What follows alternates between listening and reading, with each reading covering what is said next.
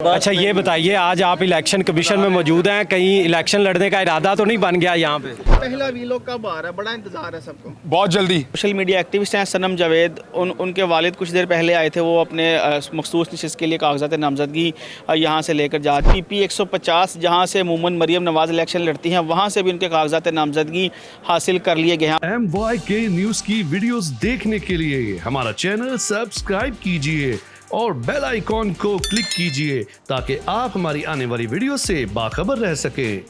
सभी सिर्फ एक मिनट आपका एक चाहिए। बात पूछ ले, जो एक बात पूछनी। अच्छा ये बताइए, आज आप इलेक्शन कमीशन में मौजूद हैं, कहीं इलेक्शन लड़ने का इरादा तो नहीं बन गया यहाँ पे? नहीं। वोट डालने में जाऊंगा इंशाल्लाह, फिर देखते हैं। मुझे पता है आदम चौधरी साहब। सर वो भी फिर उठाए गए, हाँ जी, मतलब कि ऑफिस से बाहर हो गए फिर। हाँ। आदम चौधरी साहब, देखिए, हर सहाफ़ी जिसकी आवाज़ बंद की जाए वो काबिल मुजम्मत है, और आवाज़ नहीं बंद होनी चाहिए किसी की भी। आपके लिए आदम चौधरी साहब ने आवाज उठाई और अपनी नौकरी गवाली, क्या कहेंगे आप? मेरे सर आंखों पे है, हर वो आदमी जिसने मेरे लिए आवाज़ उठाई उसने मुझे ख़रीदा है, मैं उनका कर्जदार हूँ। आपने सोचा कोई MP का इलेक्शन लड़ेंगे या अभी MNA का? मैं, आपको लगता है मुझे लड़ना चाहिए? बिल्कुल नहीं। इमरान भाई, ऑफिशियली आपका पहला वीलो कब आ रहा है? बड़ा इंतजार है सबको। बहुत जल्दी इंशाल्लाह।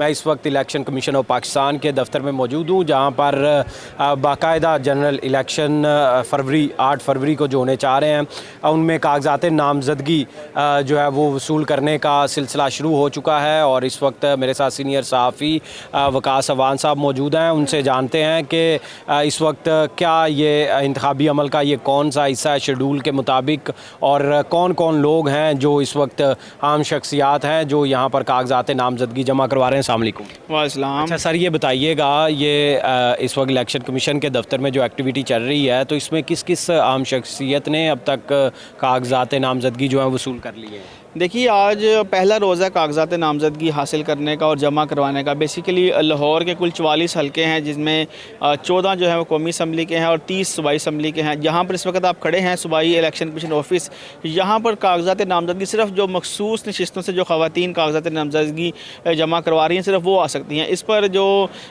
सोशल मीडिया एक्टिविस्ट हैं सनम जावेद, उनके वालिद कुछ देर पहले आए थे। वो अपने मखसूस नशिस्त के लिए कागजात नामजदगी यहाँ से लेकर जा चुके हैं। सनम जावेद के कागजात नामजदगी? जी बिल्कुल, सनम जावेद के कागजात नामजदगी मखसूस नशिस्त के लिए हासिल कर लिए गए हैं, और साथ ही साथ PP 150 जहाँ से अमूमन मरियम नवाज इलेक्शन लड़ती हैं, वहाँ से भी उनके कागजात नामजदगी हासिल कर लिए गए हैं। अब अगला मरहला ये है कि 22 दिसंबर तक, यानी आज 20 है, तो 22 दिसंबर तक इन कागजात नामजदगी को मुतलका ROs के पास और यहाँ पर जो रिटर्निंग अफसर है सूबाई इलेक्शन कमीशन में, यहाँ पर जमा करवाना होगा। उसके बाद जो है वो उन कागजात की स्क्रूटनी होगी। फिर वो अगर जो RO है वो समझेगा कि जो कागजात नामजदगी दुरुस्त जमा करवाए हैं, तो वो उसे मंजूर कर लेगा और यूँ जो है वो इलेक्शन में हिस्सा लेने की अहल हो जाएंगी। अभी ये पहला मरहला है और आज पहला रोज़ है, और ख़ासी गहमा गहमी है। जो इस मुश्किलात इस वजह से आ रही हैं क्योंकि इस वक्त पूरे लाहौर में जो 44 RO हैं वो फैले हुए हैं।